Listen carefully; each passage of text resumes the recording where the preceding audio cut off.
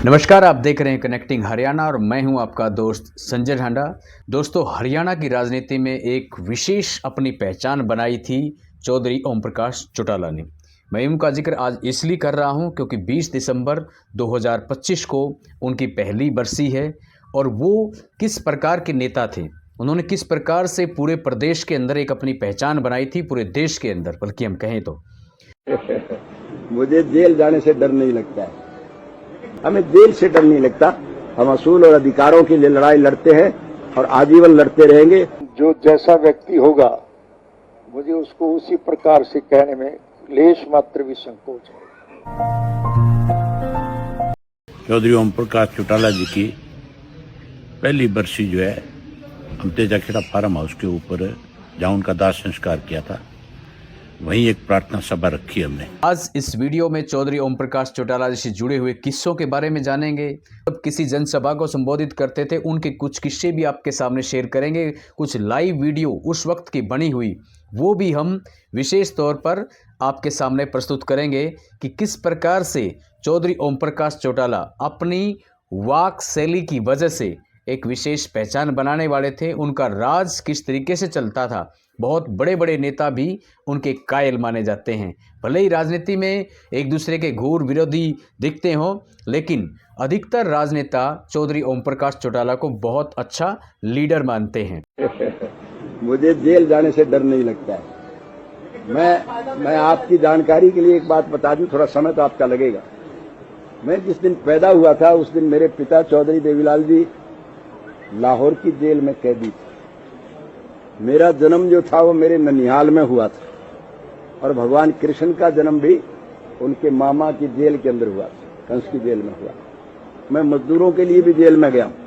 मुझे ये कहने में बड़ा गर्व और फक्र महसूस होता है कि पत्रकारों के, लोगों के हितों की रक्षार्थ मेरे पूज्य पिता चौधरी देवीलाल जी मुख्यमंत्री के तौर पर आपके प्रदर्शन की अगुवाई कर रहे थे कि नहीं कर रहे थे। मैं भी उनके साथ।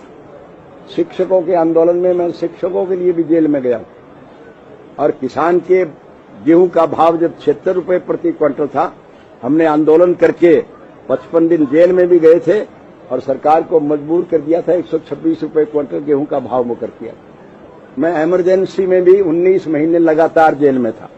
मैं भी जेल में था, मेरे पिताजी भी जेल में थे, मेरा छोटा भाई भी जेल में था। और अब के संघर्ष में इन्होंने जब हमें कुचलने का प्रयास किया तो हमने चौथी पीढ़ी को फिर तैयार कर दिया कि शायद 3 से काम इनका ना चले तो चौथी भी जेल में जाने के लिए तैयार। हमें जेल से डर नहीं लगता। हम असूल और अधिकारों के लिए लड़ाई लड़ते हैं और आजीवन लड़ते रहेंगे। हरियाणा में 5 बार के सीएम रहे चौधरी ओम प्रकाश चौटाला। उनको पगड़ी वाला सीएम भी कहते थे। उनकी याददाश्त इतनी खास थी कि वो एक बार किसी कार्यकर्ता से मिल लेते थे तो फिर वो कभी भूलते नहीं थे। एक और ख़ास बात उनकी थी, कार्यकर्ताओं से जितना मोहब्बत वो करते थे शायद ही कोई राजनेता करता होगा। वो कार्यकर्ताओं के लिए जी जान से काम करते थे, एक बार दी गई जुबान को कभी भूलते नहीं थे। ऐसा कार्यकर्ताओं के मुंह से सुना है, नेताओं से सुना है। ये बातें भी मैं आपको बताऊंगा। चौधरी ओम प्रकाश चौटाला जी हमेशा एक बात कहते थे कि हम दोस्ती और दुश्मनी शमशान तक निभाते हैं। यानी कि भाई दोस्ती अगर कर ली तो वो समझो वहां तक ही जाएगी, दुश्मनी को भी वो ऐसे ही कहते थे। चौधरी ओम प्रकाश चौटाला जब बोलते थे तो पिन ड्रॉप साइलेंस एक तरीके से पब्लिक होती थी। जो भी ऑडियंस होती थी वो पिन ड्रॉप साइलेंट होती थी इनकी बोली के अंदर। और हर प्रकार के एरिया के अंदर जब वो जाते थे तो वहाँ की ही लोकल बोली को एक तरीके से अपने संबोधन में वो ले आते थे। उनके अंदर एक बहुत अच्छी कला थी। भले ही वो कितने पढ़े लिखे हों, लेकिन फिर भी वो जो उनका बोलने का तरीका था पब्लिक को बहुत पसंद आता था। अपने इसी बोलने के ढंग से वो कार्यकर्ताओं में इतना जोश भर देते थे कि वहाँ पर सुनने वाला हर वक्ता तब तक सुनता था जब तक चौधरी ओम प्रकाश चौटाला मंच पर या किसी सभा के अंदर बोलते थे। आज उस कवि की कल्पना को साकार कर दिया।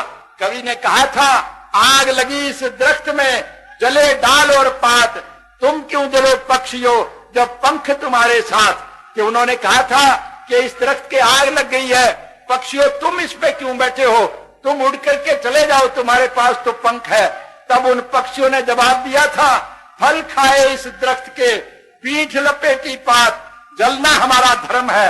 अब इसी तर्क के साथ आपने ये साबित कर दिया कि चौधरी ओम प्रकाश चौटाला जी अक्सर अपनी रात को तारीख बदल कर सोते थे। ये भी एक उनका खास किस्सा। मैं पूर्व वित्त मंत्री चौधरी संपत सिंह से मिला था तो उनसे मेरी एक बार बात हो रही थी, तब उन्होंने बताया था मेरे को कि भाई चौधरी ओम प्रकाश चौटाला जी अक्सर रात को डेट बदल कर सोते थे। लंबे समय तक मैंने उनके साथ राजनीति की। इनके मुकाबले में कोई मेहनती आदमी नहीं हो सकता। आज तक मैंने कोई राजनेता नहीं देखा है रात को हमेशा तारीख बदल के सोते थे, तैयार जल्दी हो जाते थे। ये कारण है कि वो टाइम के बड़े पाबंद थे। आजकल जैसे राजनेताओं ने जो है पब्लिक का विश्वास ही खो दिया। डिसिप्लिन इतना गजब का था कि वो सुबह जल्दी उठ करके कार्यकर्ताओं से मिलना है और उसके बाद जहां कहीं भी उनको जाना था बड़े टाइमली एक तरीके से वो पहुंचते थे। चौधरी ओम प्रकाश चौटाला जिस भी गांव में जाते थे, जिस भी जनसभा में जाते थे या जहां से गुजर रहे हैं वहां पर कोई अगर बुजुर्ग उनको मिलता था तो वो गाड़ी को रोक लेते थे और सभा में वो जाते थे तो एक बात वो सबसे कहते थे, हाँ भाई शब ने राम राम, ठीक ठाक सो गाम राम, सारा गांव में सुख शांति है। फिर यूँ पूछा करते कि वे फसल बाड़ी ठीक ठाक है। तो यानी कि उनकी आदत में था सबको राम राम करना, हालचाल पूछना और फसल खेती बाड़ी के बारे में भी वो पूछ लिया करते थे। फिर कई बार ये भी होता था कि अगर तीज त्यौहार कोई है जैसे दिवाली है तो वो पूछ लेते थे कि हाँ भाई दिवाली ठीक मन गई गांव में, या दिवाली इस बार ठीक मन रही है। तो इस प्रकार की उनकी बातें जो है ना वो पब्लिक को और अपनी तरफ से आकर्षित करती। दिवाली सबके ठीक मनी, फसल ठीक है। हरियाणा प्रदेश की राजनीति में चौधरी ओम प्रकाश चौटाला का अपना एक नाम रहा है। जींद उनकी राजनीतिक कर्मभूमि रही है। हिसार से लोकसभा चुनाव लड़ने के अलावा वो जींद जिले के नरवाना विधानसभा सीट से विधायक बन करके मुख्यमंत्री भी बने थे। इसके बाद उन्होंने उचाना से भी चुनाव लड़े हैं। तो जींद एक तरीके से हम कहेंगे कि उनकी राजनीतिक कर्मभूमि रही है। प्रकाश चौटाला जी एक ऐसे व्यक्तित्व के धनी रहे हैं। एक और खास बात उनके मुंह से सुनने को मिली कि वो कभी जेल जाने से नहीं डरते थे। उन्होंने अपनी जुबान से वो कहते थे, जब भी पत्रकार उनसे कोई सवाल करते थे तो वो कहते थे कि मैं जेल जाने से कभी डरता नहीं हूँ। मुझे जेल जाने से डर नहीं लगता है। एक उनकी खास बात ये भी देखी गई कि जब वो कभी हार जाते थे तो उनके चेहरे पर कभी निराशा नहीं देखी गई। फिर से कार्यकर्ताओं में एक नया जोश भरने की बात करते थे। चौधरी ओम प्रकाश चौटाला जब भी जनसभा में जाते थे तो एक बात और कहते थे कि भाई एक बार राज ला दो, तारी 7 पीढ़ियां का जुगाड़ कर दूंगा। राज बना दो, फिर मैं था 7 पीढ़ी का जुगाड़ बिठा दूंगा। एक और उनका डायलॉग होता था कि भाई एक बार राज ला दो, सरकार बना दो, फिर सारे रांडा का ब्याह भी करवा दूंगा। तो इस प्रकार की बातें भी वो कहते थे अपनी रैलियों में और जहाँ भी हो जाते जनसभाओं के अंदर। तो इस प्रकार की बातें उनकी बड़ी याद करते हैं लोग। जेवीटी टीचर की भर्ती घोटाले के अंदर उनका नाम आया था और चौधरी ओम प्रकाश चौटाला और उनके बेटे अजय सिंह चौटाला को जेल हुई थी। और इसके बाद वो ऐसे ऊर्जावान व्यक्ति थे कि जेल में रहने के बाद जब भी वो कभी बाहर आते थे, पैरोल पे आ गए या किसी भी तरीके से, और जब उनकी जेल से रिहाई हुई तो तब भी उनके चेहरे के ऊपर वही तेज था, उनकी आवाज़ में वही बेबाकी नज़र आती थी। भले उनका शरीर थोड़ा सा स्थिर पड़ गया था लेकिन फिर भी वो जब भी कभी मंच पे जाते थे, कार्यकर्ताओं के बीच में जाते थे तो वही पुराना अंदाज, वही पुराने अंदाज के अंदर वो कार्यकर्ताओं से बात करते थे और उनमें जोश भरने की वो कोशिश करते थे। दोष मेरा एक बताया गया है कि मैंने 3206 बच्चों को नौकरी देने का काम किया। अगर 3206 लोगों के घर में चूल्हा जसाने के लिए मैं अगर दोषी हूं तो इस प्रकार का दोष ओम प्रकाश सारी उम्र करेगा, चाहे मुझे फांसी टूटना पड़े। भर्ती घोटाले की बात आती थी तो उनसे जब पत्रकार सवाल करते थे तो वो एक बात कहते थे कि अगर मेरी वजह से, अगर मेरे हाथों से कुछ युवाओं के घरों के अंदर खुशी के दिए जले हैं तो मैं इस प्रकार का अपराध आगे भी करता रहूँगा और मैं ताउम्र जेल जाने के लिए भी तैयार हूँ। कार्यकर्ताओं को इसी प्रकार से वो आगे बढ़ाने का काम करते थे। चुनाव प्रचार के दौरान वो अक्सर ये कहते थे कि अगर कार्यकर्ताओं को आगे बढ़ाना अपराध है तो वह ये अपराध बार बार करते रहेंगे।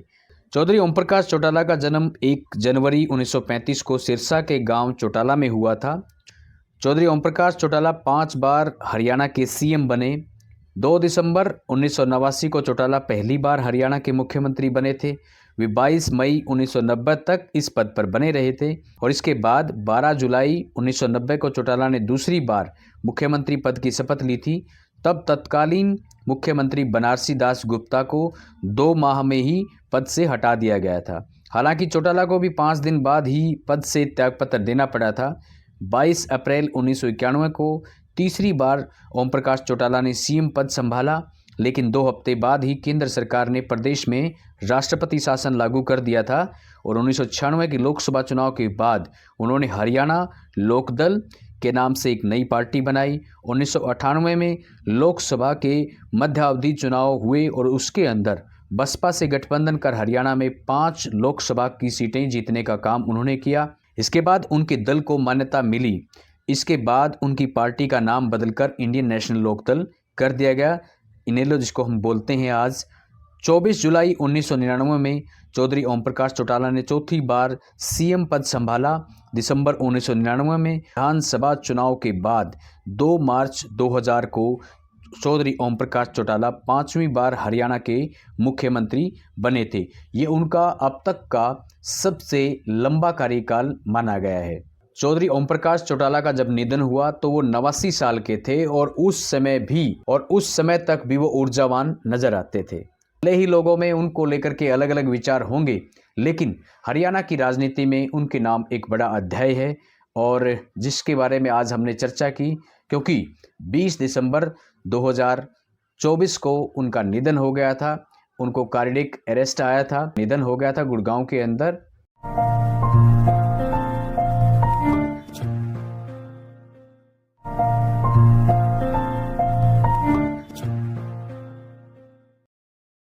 तो आज की वीडियो में इतना ही। फिर मिलेंगे एक नई वीडियो में और एक नए विषय के साथ। तब तक के लिए आप सबको नमस्कार।